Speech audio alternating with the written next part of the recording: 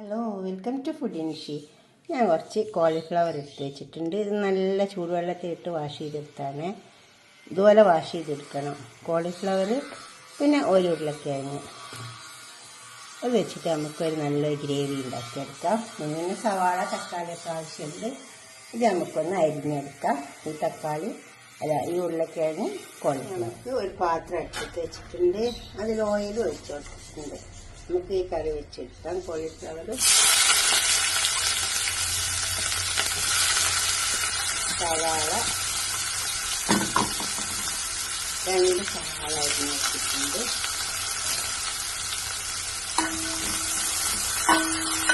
നന്നായി മിക്സാക്കാം.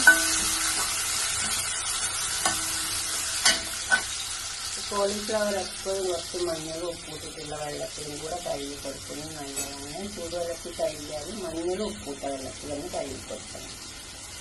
കുറച്ച് തിളച്ച വെള്ളത്തിൽ വേണ്ട ഇതേമാതിരി ഇട്ടിട്ടുള്ളതാണ്. സവാള ഇത് വാടി വന്നിട്ടുണ്ട്. സവാള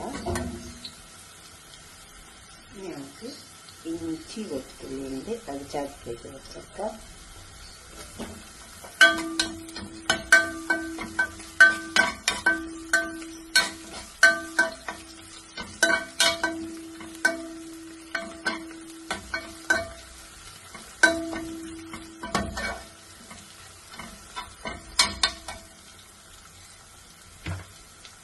നല്ല ചൂടുള്ള എണ്ണയുണ്ട്, വലിയ കത്തിച്ചവ ഉണ്ടാവില്ല, അതങ്ങ് കൊടുത്തോളൂ.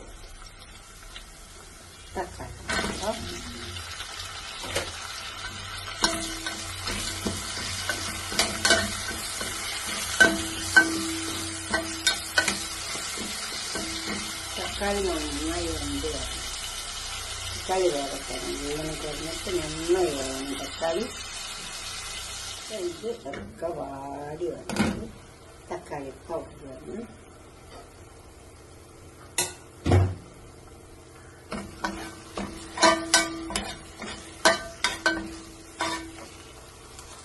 അതിലേക്ക് നമുക്ക് കുറച്ച് മസാല ഇട്ടിട്ടുണ്ട്.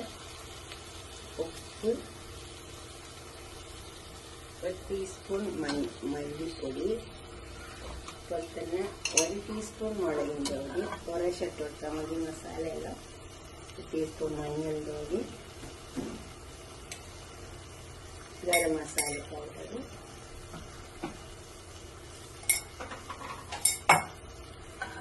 നന്നായി ഇറക്കി വെക്കാം.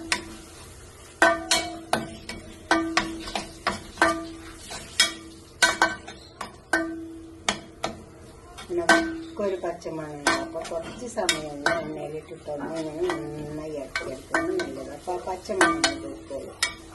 അല്ലെങ്കിൽ എന്താ വെച്ചാൽ പറ്റിട്ട് വരും മസാലൻ്റെ.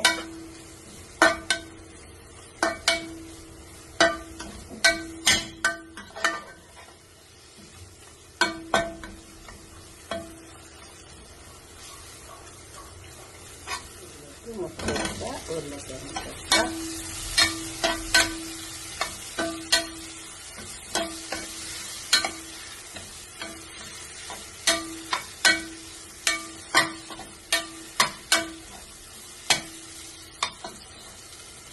കോളിഫ്ലവർ കൊടുക്കാം.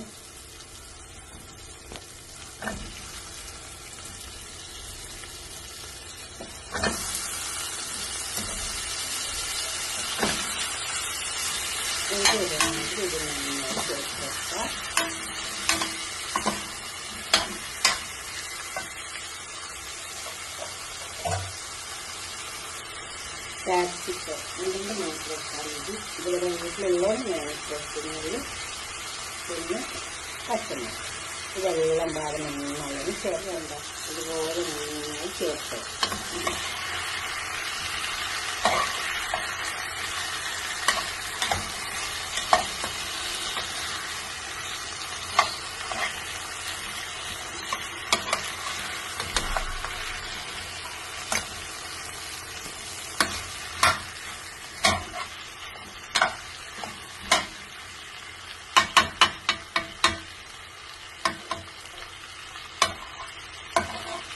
ഇത് കുറച്ച് സമയം കൊടുത്തിട്ട് നമുക്ക് വെള്ളം മസാലയൊക്കെ ചേർന്നില്ല. കുറച്ച് വെള്ളം ഒഴിച്ച് കൊടുക്കുക. വെള്ളം ഒഴിച്ച് കൊടുക്കുമ്പോൾ ചൂടുവെള്ളം ഒഴിച്ച് വെച്ചേക്കണം.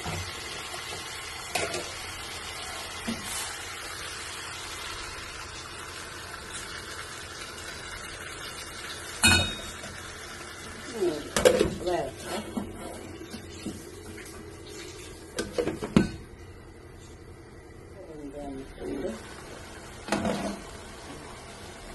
ഇതൊക്കെ വെക്കുമ്പോൾ അധികം വെള്ളം ഒഴിച്ച് വെക്കരുത്, കുറച്ച് വെള്ളം ഒഴിച്ച് വെക്കാവുള്ളൂ. കാരണം പച്ചക്കറിയിൽ നിന്ന് നന്നായി വെള്ളം വരും. എല്ലാം നന്നായി വെന്ത് വന്ന് ഉപ്പും മുളകൊക്കെ കറക്റ്റാണ്. ഇനി വേണം വെച്ചാൽ നമുക്ക് കുറച്ച് ആദ്യത്തെ തേങ്ങാപ്പാൽ, ഫസ്റ്റ് തേങ്ങാപ്പാൽ അധികം വെള്ളം ഒഴിച്ചാൽ ഒഴിച്ച് വെക്കാം. വേണമെങ്കിൽ മാത്രം ഒഴിച്ച് വെക്കാൻ മതി. അതെല്ലാം അങ്ങനെ തന്നെ ഗ്രേവി മതിയെങ്കിൽ അത് മതി.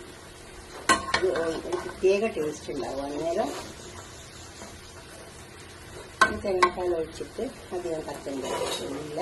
നമുക്കിതൊരു പാത്രത്തിലേക്ക് സെർവ് ചെയ്യാം.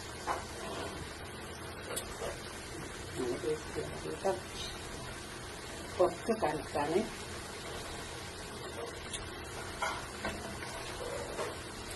പാത്രത്തിൽ സെർവ് കറി ഒരു പാത്രത്തേക്ക് സെർവ് ചെയ്യാം.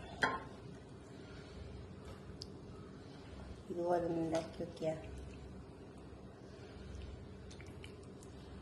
ഇതുപോലെ ഉണ്ടാക്കിയിട്ട് നിങ്ങളുടെ അഭിപ്രായം നിർദ്ദേശമൊക്കെ ഒന്ന് കമൻറ്റ് ബോക്സിൽ അറിയിക്കുക, ലൈക്ക് ചെയ്യുക, അതുപോലെ തന്നെ ഷെയർ ചെയ്യുക.